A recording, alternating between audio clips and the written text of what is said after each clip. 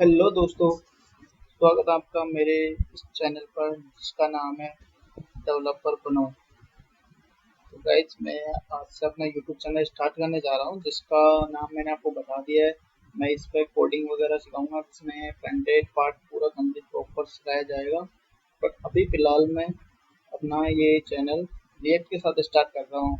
मतलब मैं शुरू में वीडियो रिएक्ट की बना रहा हूँ, जिससे मतलब ये रहेगा कि मैं रिएक्ट को कम्प्लीटली बेसिक से लेके इन डेप्थ तक जाएंगे। पूरा कवर करते हुए चलेंगे, जो भी है सब कुछ कवर करेंगे हम रिएक्ट के अंदर। रिएक्ट के बेसिक्स, एडवांस जो फीचर है, रिएक्ट की लाइब्रेरी, कुछ अलग थर्ड पार्टी है, थर्ड पार्टीज है लाइब्रेरी, उनको हम यूज करेंगे। तो मतलब रिएक्ट का हम प्रॉपर यूज करते हुए चलेंगे। हाँ, मेरी ये वीडियो उनके लिए नहीं है जो बिल्कुल मतलब अभी फ्रंट एंड स्टार्ट करना चाह रहे हैं। ये वीडियो उनके लिए जो जावास्क्रिप्ट पढ़ चुके हैं एंड वो रिएक्ट में स्विच करना चाह रहे हैं। रिएक्ट भी पढ़ना है, उनको जावास्क्रिप्ट अच्छे से आते हैं, बेसिक्स वगैरह आते हैं उनको के लिए, तो वो रिएक्ट के लिए चाहे तो बेटर है। मेरा सजेशन यही है कि डायरेक्ट रिएक्ट में ना घुसे, क्योंकि उनको कुछ भी समझ नहीं आएगा। अगर उनको ये जावास्क्रिप्ट के बारे में पता है बेसिक, तो उनको ध्यान रखें। हाँ, पहले आप जावास्क्रिप्ट पढ़ लिए। अभी मेरे चैनल पर जावास्क्रिप्ट नहीं है, मैं जब रिएक्ट का कोर्स फिनिश हो जाएगा तब मैं जावास्क्रिप्ट लेके आऊँगा। तो अभी अगर आप रिएक्ट पढ़ना चाह रहे हो तो पहले जावास्क्रिप्ट, यूट्यूब पर बहुत सारे चैनल है, ऐसा नहीं है कि सिर्फ मेरे चैनल से पढ़ो जो भी पढ़ना है। और भी बहुत सारे चैनल है, उनसे पढ़ सकते हो। काफ़ी बेनिफिट मिलेगा, ऐसी कोई बात नहीं है। बहुत सारे यूट्यूबर जो अच्छे पढ़ाते हैं, काफ़ी बेटर पढ़ा रहे हो। एंड रिएक्ट स्टार्ट करना चाह रहे हो तो रिएक्ट मेरे चैनल से स्टार्ट करो, तो मेरे चैनल स्टार्ट कर लो। किसी और चैनल से स्टार्ट कर रहे हो तो वो आपके लिए बेटर है। आप मतलब जहाँ आपको समझ आए वहाँ रहिए। अगर मैं कोशिश करूँगा कि मेरा आपको प्रॉपर तरीके से समझ आए। अगर आप मेरा ध्यान दोगे, मेरे पढ़ोगे, मेरे यूट्यूब चैनल से पढ़ोगे, तो मैं अपने 100% कोशिश करूँगा कि आपको समझ में आए, आपको क्या करना है क्या नहीं करना, सब कुछ बेसिक से बताते हुए चलूँगा मैं। इससे क्या होगा, आपकी रिएक्ट के लिए जो सीखने की जिज्ञासा है वो भी खत्म हो जाएगी और पूरा रिएक्ट सिलेबस हम कवर कर देंगे। मेरा मानना यही है कि रिएक्ट तभी स्टार्ट करना जब आप अपना जावास्क्रिप्ट बेसिक्स वगैरह सब कुछ क्लियर हो प्रॉपर तरीके से। तो मैं चलता हूँ, अभी आपको लेके चलता हूँ रिएक्ट के रोड मैप पर। रिएक्ट का रोड मैप है जिसमें आप सीख सकते हैं कि रोड मैप मतलब क्या क्या पढ़ेंगे हम, किस तरीके से पढ़ते जाएंगे, क्यों पढ़ना जरूरी है, रिएक्ट क्यों जरूरी है, रिएक्ट आया क्यों मार्केट में, क्या जरूरत पड़ेगी रिएक्ट की।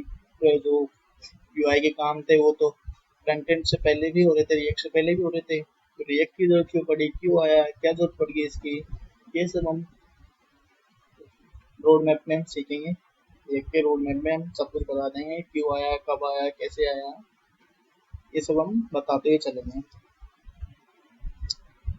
तो देखो, फर्स्ट क्वेश्चन है ये, मैं यहीं पर बना रखा है मैंने। एक्चुअली मैं अपना फेस नहीं दिखा रहा इस वीडियो में। इस वीडियो में मैं अभी किसी वीडियो में अपना फेस नहीं दिखाऊंगा कि मेरे पास गैजेट नहीं है पूरे ना, लैपटॉप लो सॉरी कैमरा है ना, मेरे पास माइक वगैरह बोलने के लिए ठीक से, तो आवाज़ भी हो सकती है प्रॉब्लम करे। तो अभी मेरे पास ऐसा कोई गैजेट्स नहीं है, तो मैं अभी ऐसा अपना फेस रिवील नहीं कर रहा ठीक से। हाँ, तो अभी मैं बस अपनी वॉइस से ही काम चलाऊंगा और आप भी प्लीज़ थोड़ा सा वो रखना, थोड़ा सब्र करना कि हाँ कोई दिक्कत नहीं है, बस आपको समझ में आए। मेरा मेन पॉइंट यही है कि आपको समझ में आए, जो टॉपिक्स मैं सिखा रहा हूँ, जो मैं सिखाऊंगा वो आपको समझ में आए। तो गाइस, ये है पहला क्वेश्चन, व्हाई लर्न रिएक्ट। मतलब रिएक्ट सीखना क्यों ज़रूरी है, रिएक्ट हमारे लिए क्यों ज़रूरी है, क्या रिएक्ट अच्छा है, क्या रिएक्ट से पहले कोई काम नहीं होता फ्रंट एंड में, यूआई बन नहीं रहे थे, तो फिर ये क्यों आया, तो हमें रिएक्ट सीखना क्यों ज़रूरी है। देखो, रिएक्ट की मार्केट में डिमांड बहुत है इस टाइम में, मैं ये नहीं बोल रहा, मार्केट में अभी बहुत चल रहा है रिएक्ट। फिलहाल करंटली ये समझ लो आप 70 से 80% मार्केट में रिएक्ट है इस टाइम। और रिएक्ट की बहुत ज़्यादा हाइप है इस टाइम, तो आप उसको रिएक्ट को सीखो, लेकिन ओनली हाई पे इसलिए मत सीखो। आपको नीड देखो, आपको नीड है या नहीं है। अगर आपको नीड है रिएक्ट सीखने की तो रिएक्ट सीखो। मतलब मैं बताऊंगा आपको रिएक्ट की नीड है या नहीं है, कैसे रिएक्ट की नीड बढ़ रही है आपको, तो मैं उस चीज़ के बारे में बताऊंगा। तो देखो, फर्स्ट है हाई। रिएक्ट की हाई पे, इसलिए रिएक्ट को मत सीखो कि रिएक्ट इस टाइम मार्केट में बहुत ज़्यादा चल रहा है, तो इसलिए हमें रिएक्ट सीखनी चाहिए। नहीं, मैं बिल्कुल सजेस्ट नहीं करूँगा उन लोगों के लिए जो बिल्कुल कि ये मार्केट में हाइप है इसकी, रिएक्ट चल रहा है इसलिए मैं रिएक्ट सीखूँ। नहीं, जब तक आपको अपने बेसिक्स कंफर्म नहीं है, testing, C S S and JavaScript, ये तीन चीज़ें जो बेसिक्स है वो ही कंप्लीट नहीं है, तो रिएक्ट में बिल्कुल भी स्विच मत करना, मेरा मानना, मेरी सजेशन है। क्योंकि रिएक्ट क्या है, रिएक्ट एक ऐसा लाइब्रेरी है जो अभी चल रहा है, बट बाद का पता नहीं चलेगा नहीं चलेगा, क्योंकि मार्केट में ऐसे बहुत सारी लाइब्रेरी आई, फ्रेमवर्क आई, चलते हैं खत्म हो जाता है, चलता है खत्म हो जाता है। तो इससे बेटर है आप जावास्क्रिप्ट डेवलपर बनो, not react developer, JavaScript developer बनो। जावास्क्रिप्ट क्या है, जावास्क्रिप्ट बेसिक्स है। तो जो भी फ्रेमवर्क आएंगे, लाइब्रेरी आएगी, जावास्क्रिप्ट से रिलेट करेंगे। तो रिएक्ट क्या है, जावास्क्रिप्ट से रिलेट कर दिया है, जावास्क्रिप्ट आपको पता है टॉपिक्स क्या है, फंक्शन कैसे काम करते हैं, डॉम कैसे काम करते हैं, तो रिएक्ट आपको अच्छे समझ आ जाएगी। आपको जावास्क्रिप्ट भी पता नहीं है कैसे वर्क कर रही है, जावास्क्रिप्ट जावास्क्रिप्ट कैसे वर्क करती है, अंदर इंटरनल जावास्क्रिप्ट कैसे वर्क कर रही है, डॉम कैसे मैनिपुलेट होते हैं, इवेंट हैंडलिंग कैसे होती है, जब आपको ये सब चीज़ें नहीं पता तो रिएक्ट का सीखने का कोई फायदा नहीं है आपका। और ये हाई डिमांड है इंडस्ट्री में, इसलिए भी रिएक्ट नहीं सीखनी चाहिए आपको।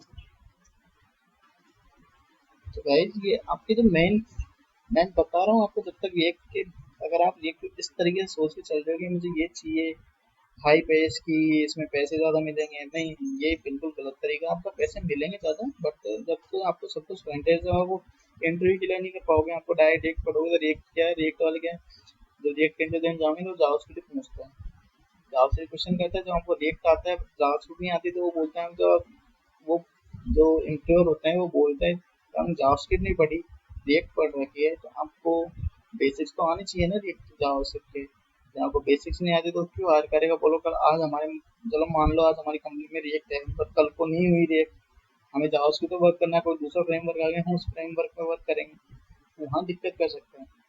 ऐसा नहीं है हर कंपनी करेगी, जो बड़ी बड़ी कंपनी थी वो दिक्कत वो करती है ऐसा।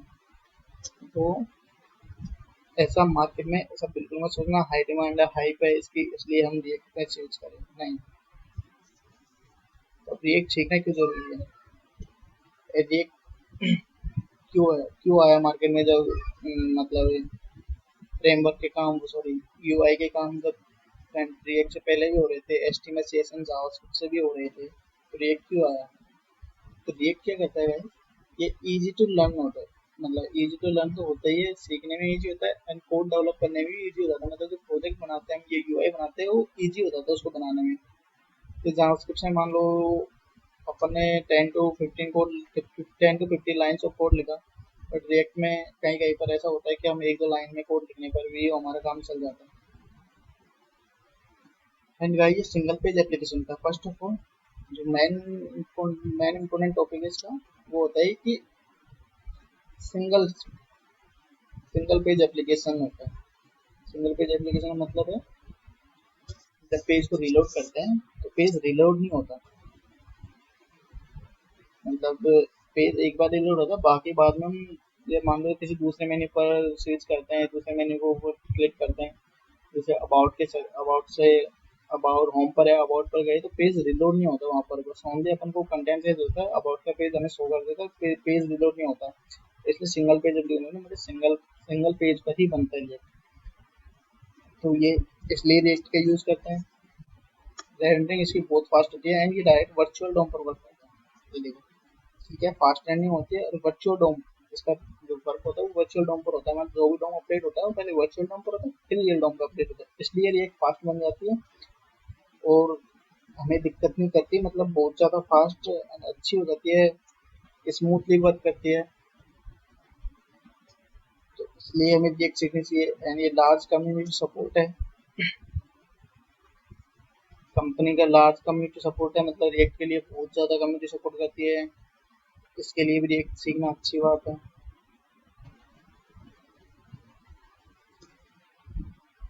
गाइस सेकंड क्वेश्चन है, when should I learn react. हाँ, एक और मेन टॉपिक है ये वायलन रिएक्ट में कंपोनेंट बेस्ड आर्किटेक्चर होता है। इसमें कंपोनेंट होता है, मल्टीपल कंपोनेंट बना सकते हैं। जैसे अब सॉरी हेडर का बना दिया, फोटो का बना दिया, ये एक बटन बनाया, उसको 10 अलग अलग जगह कैसे यूज करते हैं। एक हेडर बना लिया, उसको दूसरे पेज में हेडर को, उसी हेडर को दूसरे पेज में कैसे यूज करते हैं। तो गाइस कंपोनेंट के बेस पर होता है। कंपोनेंट इसमें ये दो चार चीजें हैं, कंपोनेंट है, वर्चुअल डॉम है, एसपी है, ये इसके मेन टॉपिक्स हैं। इसके बेस पर ही जावा का बिल्ड हुई एंड ये मार्केट में आया। And guys, second question, when should I learn React? When should I learn React मतलब हमें React कब सीखनी चाहिए? जब हमें React सीखनी चाहिए था गाइस, तब हमें React मतलब जावास्क्रिप्ट पूरे बेसिक्स क्लियर हो, नॉट ओनली बेसिक्स, उससे एडवांस लेवल की जावास्क्रिप्ट भी क्लियर होनी चाहिए। जैसे जावास्क्रिप्ट इंटरनल कैसे वर्क करती है, सिंगल थ्रेड क्या होता है, सिंगल थ्रेड कैसे वर्क करते हैं, डॉम मैनिपुलेशन कैसे होते हैं, इवेंट हैंडलिंग कैसे होती है जावास्क्रिप्ट में। ये सब हमें बेसिक्स है जो हमें रिएक्ट में आनी चाहिए, और सब जावास्क्रिप्ट में आनी चाहिए, तब हम रिएक्ट पे स्विच कर सकते हैं। उससे पहले अगर रिएक्ट में स्विच करते हो तो आपके लिए फिजूल चीज़ है ये। रिएक्ट उससे पढ़ने से कोई मतलब नहीं है। अभी हो सकता है आप रिएक्ट पढ़ के जॉब मिल भी जाए मार्केट में, कहीं पर कहने पर मिल भी जाएगी, बट ये नहीं है कि हम उसे life time sorry life time react सीख सकते हो, सॉरी लाइफ टाइम रिएक्ट से वर्क कर सकते हैं, ऐसा बिल्कुल नहीं होगा कहीं पर भी, क्योंकि रिएक्ट लाइफ टाइम चलने वाली भी नहीं है। अभी चल रही है, अभी हाइप है, आगे पता नहीं रहेगी नहीं रहेगी, कुछ और फ्रेमवर्क आ जाए, कुछ और लाइब्रेरी आ जाए, तो ये सीन है। और बेसिक एचटीएमएल सीएसएस तो कंपलसरी है, ये तो होनी चाहिए, क्योंकि आप यूआई डेवलप करेंगे।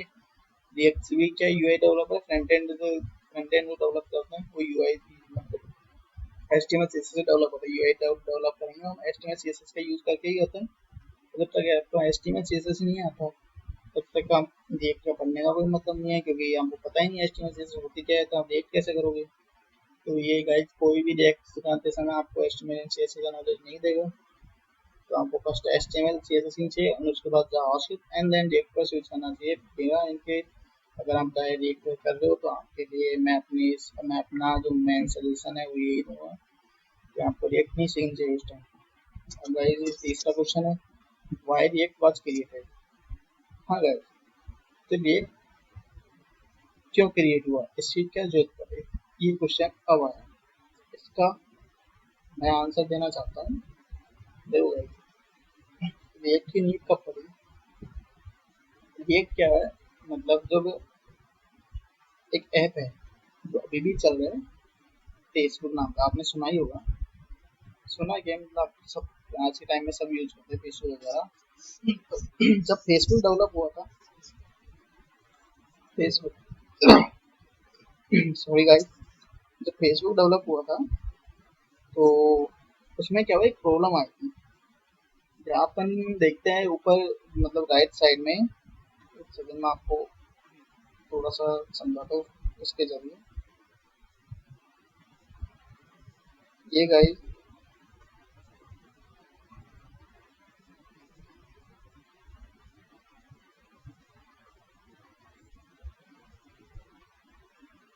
ये गाइस ऊपर का हेडर रहता है, हमें देखो कुछ हेडर ऐसा होता है। सॉरी आपको डिजाइन थोड़ी सी खराब बन गई है, बट इस यहाँ पर एक मैसेज का सिंबल होता था चैट करने का, यहाँ पर चैट करने का। यहाँ पर क्या होता है कि आपने देखा होगा कि यहाँ पर चैट के जो मैसेज होते हैं, मैसेज आए 1 4 5 जो स्टेट होते थे वो दिखाता था कितने चैट से मैसेज आए हैं, 1 2 5 7 8 10 10+12+ जो भी मतलब उनकी जो रिक्वायरमेंट है किस तरीके से दिखाना चाहे, तो इस तरीके से यहाँ पर दिखता था। जैसे यहाँ पर मैंने दिखा था 5, यहाँ पर ये 5 दिखाता था, यहाँ पर भी एक बटन रहता था चेक करके। गाइस जब ये मार्केट में आया, फेसबुक लॉन्च हुआ, तो इसके बारे में फीडबैक बहुत सारे हैं। मतलब जब क्या करते हैं, ये ऐसे अपडेट दिखा रहे हैं C5, मतलब चैट पे 5 मैसेज आए हुए हैं, 5 मैसेज वो यहाँ पर दिखा रहे हैं, बट अपन जब उनको रीड कर लेते थे तब भी गाइस ये अपडेट नहीं होता था यहाँ से। मतलब ये क्लियर नहीं होता था, ये ऐसे कि यहाँ पर ऐसे कैसे ही रहता था। और यहाँ पर भी ऐसे मतलब वैल्यू दिखाता था 5 है 7 है, और यहाँ से भी वैल्यू क्लियर नहीं होती थी, बटन से क्लियर नहीं होती थी, यहाँ से क्लियर नहीं होती थी। जबकि हमने सारे मैसेज पढ़ चुके हैं, कोई भी अनरीड मैसेज नहीं है, उसके बाद भी ये क्लियर नहीं होता था। तो ये एक बहुत बड़ी प्रॉब्लम हो गई थी फेसबुक में। जब ये लाइव कोड हो रहा था, मतलब सॉरी लाइव हुआ था, उस टाइम में बहुत बड़ी प्रॉब्लम बन गई थी। उसके बारे में फीडबैक भी आए, तो मतलब जो पीपल्स है लोग हैं उन्होंने फीडबैक दिए कि मैंने सारे मैसेज पढ़ लिए, उसके बाद भी अपडेट नहीं हो रहा है, क्लियर नहीं हो रहा है, चैट क्लियर नहीं हो रही, यहाँ से मैसेज अभी भी शो कर रहे हैं कि इतने मैसेज है। होता है गाइस बहुत से जिनको के लिए अपनी चैट क्लियर रखने का शौक है, मतलब वो नहीं देखना, वो नहीं चाहते कि उनके एक भी मैसेज हो कि हाँ आपकी चैट में 5 मैसेज आए हुए हैं, नहीं, वो अपना चैट क्लियर करना चाहते हैं, सारे मैसेज देख के सब कुछ क्लियर रखना चाहते हैं। तो ऐसे है। तो गाइस उस टाइम पर क्या हुआ, जो फेसबुक डेवलपर टीम थी उन्होंने सोचा ये एक बहुत बड़ी प्रॉब्लम है, तो उन्होंने इसके लिए एक रिएक्ट का ऐप क्रिएट कर दिया। रिएक्ट ऐप में क्या होता था, वहाँ पर जब रिएक्ट ऐप क्रिएट किया ना, तो वहाँ पर स्टेट वगैरह का बहुत ध्यान रखा था, स्टेट मैनेजमेंट वगैरह होती थी। तो उस टाइम मतलब जब भी ये क्रिएट हुआ था तो उसमें स्टेट का बहुत ध्यान रख के और इस चीज़ को क्लियर किया था। मतलब चैट इतना नीचे, अगर चैट पढ़ ली तो चैट क्लियर होनी चाहिए, जितने मैसेज पढ़ लिए वो सब क्लियर होना चाहिए।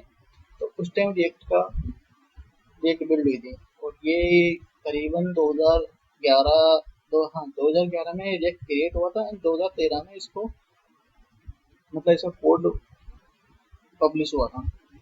आप ऐसा कह सकते हो, मतलब ऐसा कंफर्म नहीं है, सब और बोलते हैं, लेकिन हाँ 2013 में इसको कोड को जो डेवलपर था जिसने, वैसे तो एक टीम का काम था, बट एक जो मेन सॉफ्टवेयर डेवलपर है उसका नाम है जॉर्डन करके कुछ है, उसका नाम ये सॉरी जॉर्डन वाल के। इसके में इसको आप टीम लीडर कह सकते थे कि टीम लीडर था उसमें। इसका भी इसका बहुत ज़्यादा वो रहता है अपनी एक ऐप डेवलप करने में योगदान। वैसे तो पूरी टीम का काम था, बट इसका ज़्यादा यूज होता है। अब जैसे आप कह सकते हो कि एक टीम लीडर था, सीनियर था, आप जो भी कहना चाहो, बट इसका ज़्यादा नाम यूज होता है क्योंकि बाकी टीम मेंबर का बहुत कम। अगर कहीं पर ट्वीट वगैरह पर आप देखोगे, पोस्ट वगैरह देखते हो या ट्वीट देखते हो, तो वहाँ पर करते हैं, ऐसे बहुत से ट्वीट करते हैं जिनमें पूरी टीम का नाम होता है, बट जॉर्डन वाल के है जो उनका नाम ज़्यादा नाम यूज होता है। और गाइस जब ये मार्केट में शुरुआत में जब फेसबुक ने कॉन्फ्रेंस वगैरह होती थी उनकी, जो डेवलपर होते थे उनकी कॉन्फ्रेंस वगैरह होती थी, तो उनमें उस टाइम जेट को बहुत ज़्यादा वो नहीं मिला था, लाइक वगैरह फीडबैक बहुत बेकार मिला था। इतना ज़्यादा कॉन्फ्रेंस में बोला गया कि आपने एक प्रॉब्लम के लिए पूरी लाइब्रेरी क्रिएट कर दी, तो ये अच्छी नहीं है, सही नहीं है, वगैरह वगैरह, ऐसा बहुत इसको बहुत बैड रिव्यू मिला था। फीडबैक दिया बहुत गलत फीडबैक मिला था। बट जिस देर बाद में इसमें अपडेट हुए और कुछ नई नई चीज़ें आई, कुछ में नए चेंजेस आए, जिससे बाद में बनता गया। अब मार्केट में बहुत ज़्यादा हाइप चल रही है इसकी, और बहुत ज़्यादा यूज भी हो रहा है। हाइप ही नहीं है, बस यूज भी हो रहा है। ऐसी बात नहीं है कि हाइप है बस ओनली बोलने के लिए, नहीं, ये यूज भी हो रहा है। रिएक्ट से बहुत सारे बन रहे हैं, बहुत ही यूजफुल है बंदे। तो इसलिए गाइस रिएक्ट क्रिएट हुआ था। एंड जो हम सीखेंगे टॉपिक्स रिएक्ट में क्या क्या है, वो है हमारे जावा जेएसएक्स। रिएक्ट के बेसिक्स हैं, बेसिक्स में हम बोल सकते हैं रिएक्ट के बेसिक्स हैं जेएसएक्स। जेएसएक्स आपको एक ऐसे समझ लो अभी फिलहाल जेएसएक्स फोर होता है जावास्क्रिप्ट एक्सएमएल, मतलब आप जावास्क्रिप्ट के अंदर एचटीएमएल कोड लिख सकते हैं। वैसे तो बहुत अलग चीज़ है जेएसएक्स, बट आप सिंपल वे में समझ सकते हो। जेएसएक्स जावास्क्रिप्ट के अंदर हम एचटीएमएल कोड लिखते हैं, उसको हम जेएसएक्स बोलते हैं। कंपोनेंट मैंने बताया था आपको, कंपोनेंट्स होते हैं जो रीयूजेबल कंपोनेंट्स होता है, रीयूजेबल कोड होता है, उनको कंपोनेंट बोलते हैं। लाइक अपन कहते हैं जैसे हेडर हो गया, हेडर को अपन को होम पेज पर दिखाना, अबाउट पेज पर वही हेडर दिखाना, करियर पेज पर वही दिखाना, मतलब अलग अलग पेज पर हम सेम चीज़ें दिखाना चाह रहे हैं, तो वो हम कंपोनेंट के थ्रू पर देखते हैं। वो कंपोनेंट बनाते हैं, कंपोनेंट ये कंपोनेंट के लिए ही जाने जाते हैं, क्योंकि ये कंपोनेंट बेस है, इसलिए हम ये जाने जाते हैं। एंड लिस्ट एंड कीज होती है, कीज वगैरह होती है जब हम मान लो हमें लूप चलाने की चीज़ पर, वहाँ पर हमें लिस्ट तो कराते हैं प्रोडक्ट, जैसे हमें एपीआई फैच करानी है, एपीआई फैच कराई तो हमें बहुत सारे प्रोडक्ट दिखाने हैं, तो वहाँ पर हम कीज का यूज़ करते हैं। कीज क्या है, हमें एक यूनिक आइडेंटिफाई करते हैं, यूनिक आइडेंटिटी देते हैं। जैसे इस कार्ड की इस इमेज की अलग ये सॉरी इस इमेज की अलग की बन गई, इस इमेज की अलग की है, इसकी फर्स्ट है, इसकी सेकंड है, तो की से हम टारगेट करते हैं। इससे हम क्या रिमूव भी कर सकते हैं, जैसे इमेज को वगैरह रिमूव करने का ऑप्शन आएगा, कभी हम सीखेंगे रिमूव कैसे करते हैं, तो इसके लिए हम कीज वगैरह का यूज़ करते हैं। इंडेक्स वगैरह होती है तो उनका ज़्यादा यूज़ होता है। एंड ये हुक्स है। हुक्स क्या होता है, हुक्स रिएक्ट में बहुत ही इंपॉर्टेंट टॉपिक हो गया आज के टाइम में। पहले जब ये शुरुआत में आया था उस टाइम हुक्स का यूज़ नहीं था। जो वो क्या पहले क्या क्लास कंपोनेंट थी, अब फंक्शन कंपोनेंट था, उसका यूज करते हैं। हुक्स होता है बहुत तरीके के, हुक्स होता है use state, use effect, use reducer, use memo, use call back, और भी बहुत सारे हैं, यूज कॉन्टेक्स्ट है, और हम खुद से क्रिएट भी कर सकते हैं। तो हमें उनका स्ट्रक्चर समझ रहे हैं, हुक्स बनते कैसे, किस तरह के हुक्स होते हैं, कैसे कैसे यूज होते हैं। ये हुक्स होता है, हम खुद से भी क्रिएट कर सकते हैं, क्रिएट कर सकते नहीं, क्रिएट करते हैं, हमें अपने प्रोजेक्ट बनाने के लिए जब यूज पड़ेगी तो हम खुद से भी क्रिएट करेंगे। एक होता है गाइस प्रॉपर्टीज। जब हम कंपोनेंट सीखेंगे तो हम प्रॉपर्टीज का भी यूज करेंगे कंपोनेंट्स में। मान लो हमें एक कंपोनेंट से दूसरी कंपोनेंट डाटा पास करना है, प्रॉपर्टीज के फुल फॉर्म होते हैं प्रॉपर्टी। प्रॉपर्टी प्रॉपर्टी क्या होती है, अब तो ये नहीं पता प्रॉपर्टी क्या होती है, तो प्रॉपर्टी आपने जावास्क्रिप्ट पढ़ी होगी, जावास्क्रिप्ट में होता है ऑब्जेक्ट, सॉरी जावास्क्रिप्ट में होता है ऑब्जेक्ट। तो ऑब्जेक्ट के अंदर क्या होता है, जैसे नाम, सॉरी एक नेम हो गया, नेम की वैल्यू डाल दी अपने, जैसे राज डाल दिया, तो क्या हो गई प्रॉपर्टी हो गई। ऐसे प्रॉपर्टी में प्रॉपर्टी होती है, अलग अलग प्रॉपर्टी होती है बहुत सारी, मतलब जैसे हम रिएक्ट में कैसे यूज करेंगे, जैसे एक कंपोनेंट से दूसरे कंपोनेंट में डाटा पास करना है, जैसे हमें नेम को ये अभी होम पेज पर है बट हमें अबाउट पेज पर भी चाहिए, तो वहाँ पर हैवी प्रॉप्स पास करते हैं, प्रॉप्स के थ्रू हम एक्सेप्ट करते हैं वैल्यू को, एंड देन हमें पता चलता है कि हाँ ये है हमें सीखने के लिए, ये काफ़ी बेनिफिट रहेगा। तो गाइस ये था आज का रोड मैप।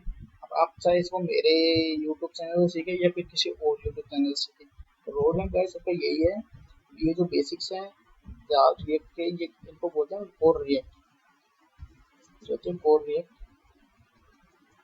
ये कोर रिएक्ट है, बेसिक्स है, सब में इतना ही आता है। वर्चुअल डॉम्स वगैरह भी आते हैं, तो एक दो चीज़ें हैं वो भी आएंगी।